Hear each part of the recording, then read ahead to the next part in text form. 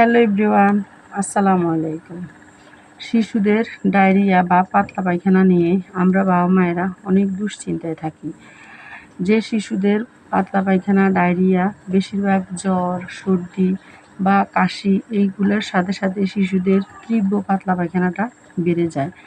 যখন এই পাতলা পায়খানাটা বেড়ে যায় তখন আমরা এই চারটি খাবারের উপরে আমরা নির্ভরশীল হতে পারি। এই চারটি খাবার কি কি আজকের ভিডিওতে আমি আপনাদেরকে সব কিছু জানাবো। আশা করি আপনারা এই ভিডিওটা দেখে একটু হলেও উপকৃত হবেন। যদি উপকৃত হন তাহলে চ্যানেলটি সাবস্ক্রাইব করবেন। তাহলে চলুন মূল ভিডিওতে চলে যাই।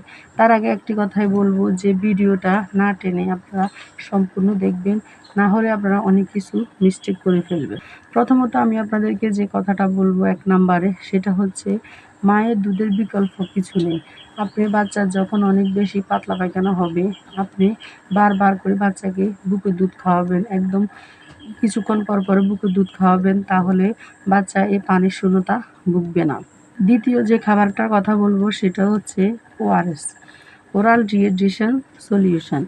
এই স্যালাইনটা আপনি যদি বাচ্চার বয়স অনুযায়ী বাচ্চাকে আপনি খাওয়ান, তাহলে আপনার বাচ্চা সহজে পানির শূন্যতা ভুগবে না। অনেকে আছে যে খাবার স্যালাইন খাচ্ছে না, কিন্তু সাদা পানি খাচ্ছে, কিন্তু খাবার স্যালাইনের পাশাপাশি খাবার স্যালাইনের বিকল্প কোনো পানি হতে পারে না। আপনি বারবার করে শিশুকে যতবার পাতলা পায়খানা হবে ততবার বাচ্চার বয়স অনুযায়ী সেই পানিটা খাওয়াবেন।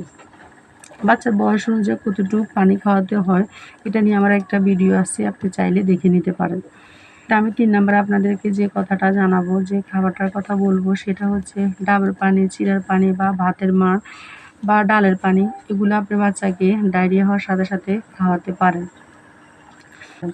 ৪ নাম্বারে আমি যে খাবারটার কথা বলবো সেটা হচ্ছে অনেক ডাক্তাররাই সাজেস্ট করে যে বাচ্চাকে ডায়রিয়া চলাকালীন আপনি খিচুড়ি খাওয়ানোর জন্য। খিচুড়িতে আপনি বিভিন্ন সব কিছু দিয়ে বাচ্চা সুস্থ থাকা অবস্থায় যে খাবারগুলো দিতেন, এই খাবারগুলো দেওয়া যাবে না। আপনি দিতে হবে ডাল, চাল, কাঁচা কলা, তারপরে আপনার আলু, এই ধরনের খাবারগুলো দিয়ে আপনি খিচুড়ি তৈরি করে বাচ্চাকে বারবার খাওয়াতে হবে। তাহলে আজকে আমরা মায়েরা জানলাম যে শিশুর তীব্র ডায়রিয়া চলাকালীন আমরা যে ৪টি খাবার অবশ্যই বাচ্চাকে এনশিওর করব, তাহলে আমাদের বাচ্চা সহজে দুর্বল হবে না। ১৪ দিনের বেশি কোনো ডায়রিয়া নিয়ে আপনি বাড়িতে বসে থাকবেন না। ১৪ দিন যদি হয়ে যায় কোনো ডায়রিয়া, অবশ্যই আপনি ডাক্তারের পরামর্শ নিবেন।